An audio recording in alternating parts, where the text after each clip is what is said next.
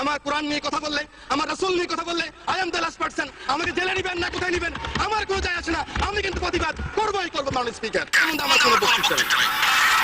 এক লক্ষ কিংবা আপনি দেখেন এই যে যুগান্তর সমাজকে 12/5/2013 তারিখে লিখেছেন 1,50,000 গোলাবারুদ ব্যবহার করেছে। আমি সেই সম্বন্ধে বলতে চাই না, কিন্তু এই কওমি মাদ্রাসার মানুষগুলি, এই ফুরকানিয়া মাদ্রাসার মানুষগুলি, এই মাদ্রাসার মানুষগুলি মসজিদের মুয়াজ্জিন সাহেব আপনাকে আমাকে সকলকে অনেক যারা মুসলমান আমার মা যখন আমাকে ফুরকানিয়া পাঠিয়েছেন বিসমিল্লাহির রহমানির রহিম আমি যখন শিখলাম আলহামদুলিল্লাহ শিখলাম এই মানুষগুলি হাতে এই মানুষগুলি আমাকে শিখেছেন মুক্তির পর মানবতা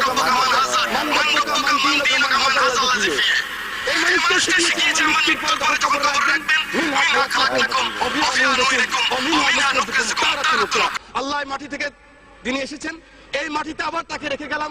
সেই মানুষগুলিকে একটা জিনিস আমি দেখেছি মাননীয় স্পিকার, এভাবে কান ধরায় এই মানুষগুলিকে যখন এই কান ধরায় পিঠের মধ্যে লাথি মেরে যখন পার করেছে, গ্রাম বাংলার লক্ষ কোটি মানুষ তখন কান্না করেছে মাননীয় স্পিকার।